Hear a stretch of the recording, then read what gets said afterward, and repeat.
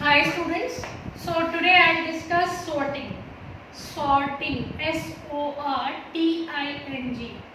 So the question is, what do you mean by sorting? Sorting means to arrange the numbers either in ascending order or descending order. So actually whatever the operations are on array, so one operation inside that is sorting also. We have done previously searching, right? Searching was of two types, linear and binary. So in the same way, sorting means to arrange the numbers in ascending order or descending order, and sorting is of two types, bubble sort, selection sort. So students, we will discuss bubble sort, and I'll discuss in a very simplest way so that there will be no problem for you. So in an array, sorting technique is applied to arrange the number in ascending or descending order. So we are doing in our example numbers in ascending order. So I have taken 5 numbers. So the question is 1, 2, 3, 4, 5. If there are 5 numbers, then there will be round of comparison will be 4, right? If there are 10 numbers, then there will be round of comparison 9. Are you getting what I am saying? So if the total elements means the number in an array 5. So the round of comparison will be 4. I will take simple example. If there are 2 persons, then there will be comparison 1. If there are 3 persons, then there will be comparison 2. Means firstly I will compare first 2 persons in first round, then one will be selected and that one person will be compared with third person. So there will be second round of comparison.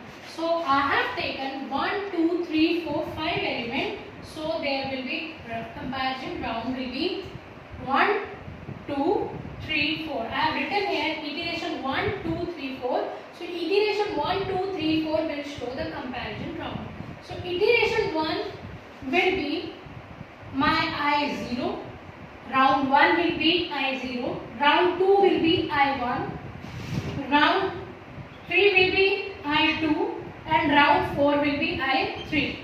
So it means I am taking 4 rounds. So according to round I have taken the numbering which I have started with 0. That's why I will take loop for I0 to I less than equal to 3I plus plus. Why I have taken if there are 5 elements, one total elements 5. So comparison of round will be 0 to 3. In the same way, if there will be 10 elements, then there will be comparison of round will be up to equal to 8, 0 to 8. So 0, 1, 2, 3. So I think is it clear to you? Now in my iteration 1 means round 0. In my round 0, firstly I will compare first 2 elements. 44 will be compared with 33. That comparison means I am comparing 44 with 33. If 44 is greater than 33 means I will take round is I0. I will take comparison in J. Fine. So J is now 0, 0, 1, 2, 3. So 0 will be compared with 1 element. Means 45 will be compared with 33. If 45 is greater than 33, then there will be swapping. Or if my array name is A, so I can simply write if A of J is greater than A of J plus 1, then there will be swapping. Are you getting what I am saying? So it means firstly 0 will be compared with 1. 44 is greater than 33. That's why I have done 33 here and 44 here. Swapping means to interchange the position. So I have swapped. Now this first element will be compared with second. So 44 is not greater than 55. 44 is not greater than 55. It will remain same. Now 55 will be compared with 22. So it is greater than 22 means if I take position A of 2 is greater than A of 3.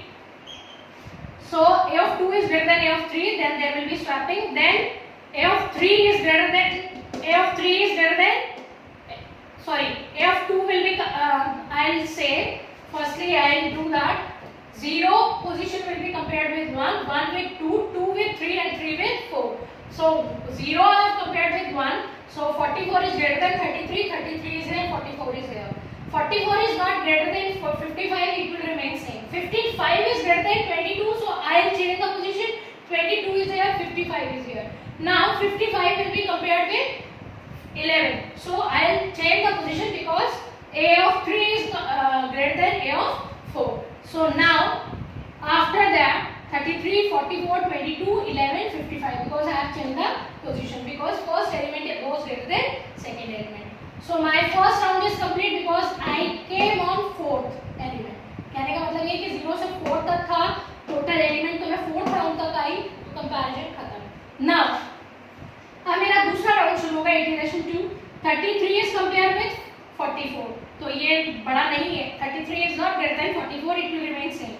44 now is compared with 22. Now I'll change the position. 22 is here, 44 is there. Now 44 will be compared with 11. So 44 will be compared with 11. So what I'll do?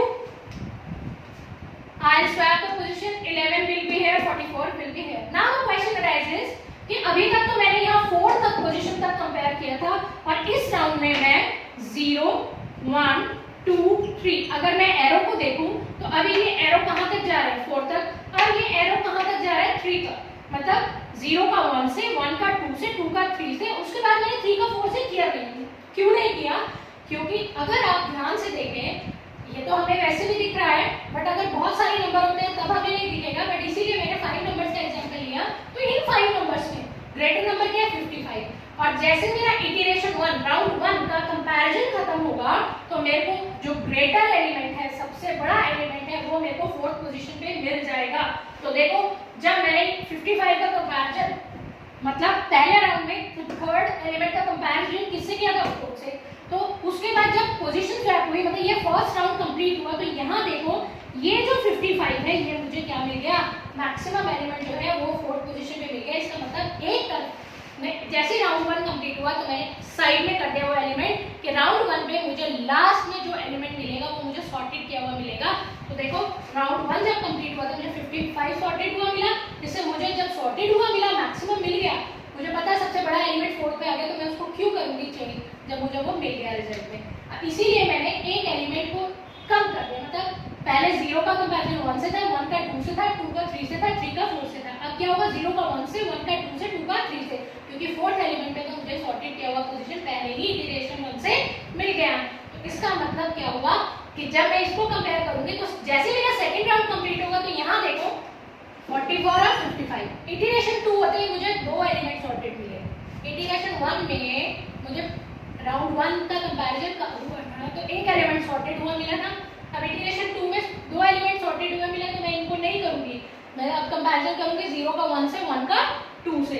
तो जैसे ही ये complete होगा तो देखो next round में मेरे को 33, 44, 55 ये एलिमेंट कंपेयर करे हुए मिले. अब 0 का 1 से करूंगी तो देखो मेरे को पूरा सॉर्टेड एलिमेंट मिल गया. तो ओवरऑल कंक्लूजन ये है कि अगर 5 एलिमेंट है तो राउंड कितने हुए 4, अगर 10 एलिमेंट है तो राउंड कितने होंगे 9. इसी तरह से हर राउंड में जैसे जैसे कंपैरिजन होगा वो कंपैरिजन करके जैसे राउंड मेरा कंप्लीट होगा तो मुझे नीचे एक एक एलिमेंट सॉर्टेड किया हुआ मिल जाएगा. जैसे दोबारा बोल रही हूँ इटरेशन 1 जब कंप्लीट हुआ था 4 तक गया तो मुझे कितना एलिमेंट मिला, एक एलिमेंट नेक्स्ट राउंड में सॉर्टेड किया हुआ मिल गया. जब दूसरा राउंड कंप्लीट हुआ तो मुझे 2 एलिमेंट सॉर्टेड किए हुए मिले. जब तीसरा राउंड कंप्लीट हुआ तो मुझे 3 एलिमेंट सॉर्टेड किए हुए मिले और जब चौथा हुआ तो अभी तो ये बच ही गया तो ये मुझे मिल गया.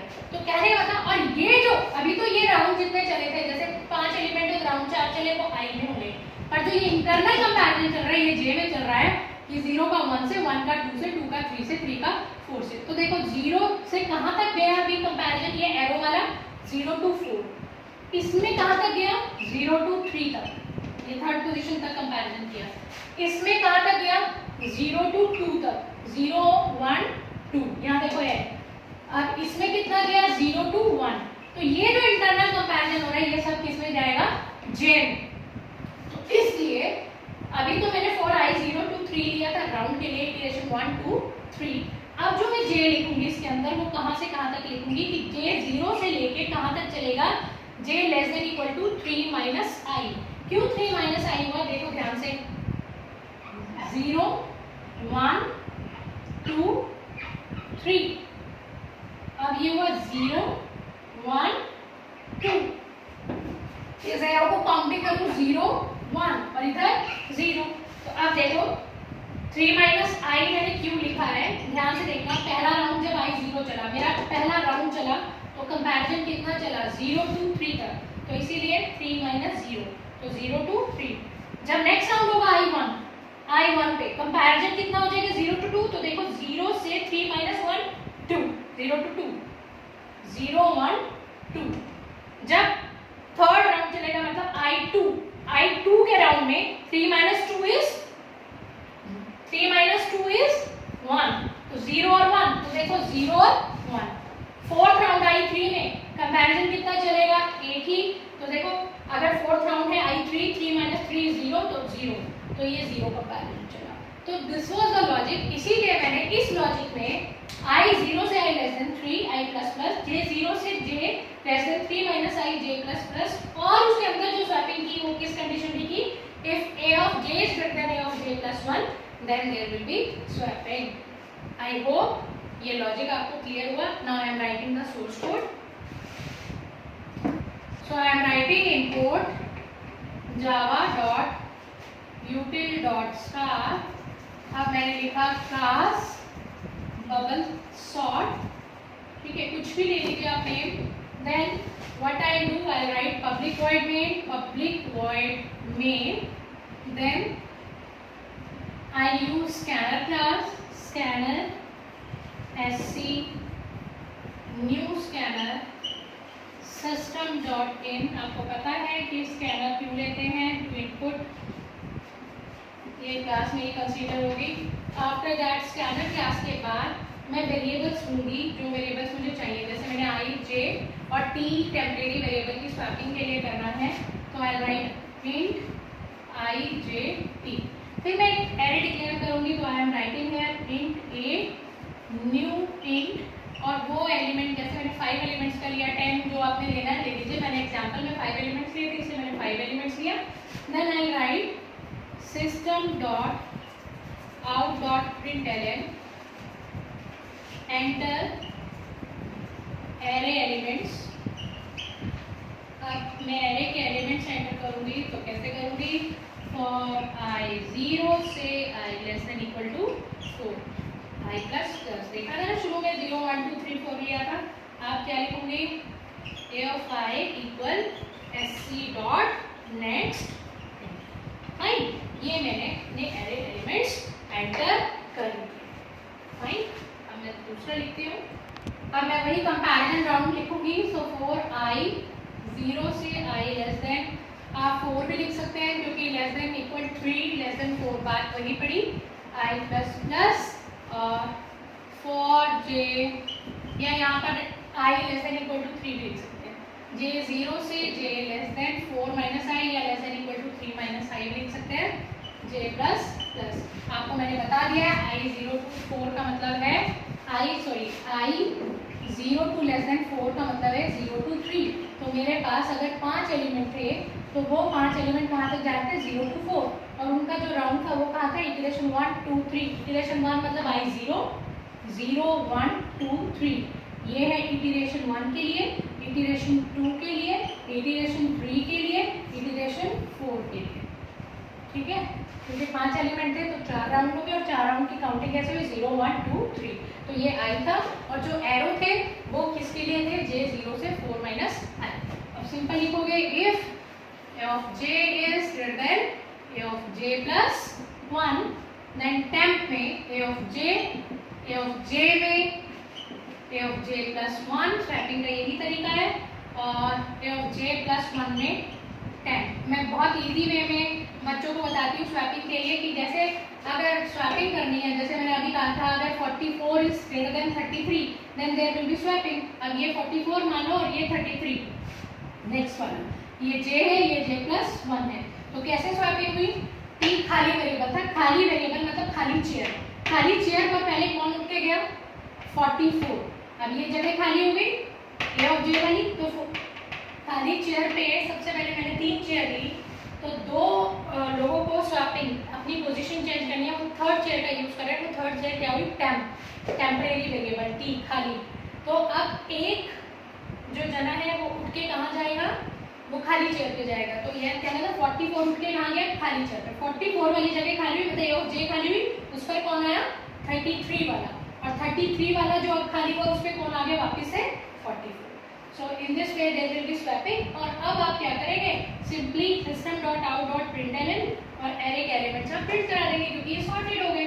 तो आप क्या लिखेंगे? system.out.println sorted elements, ठीक है।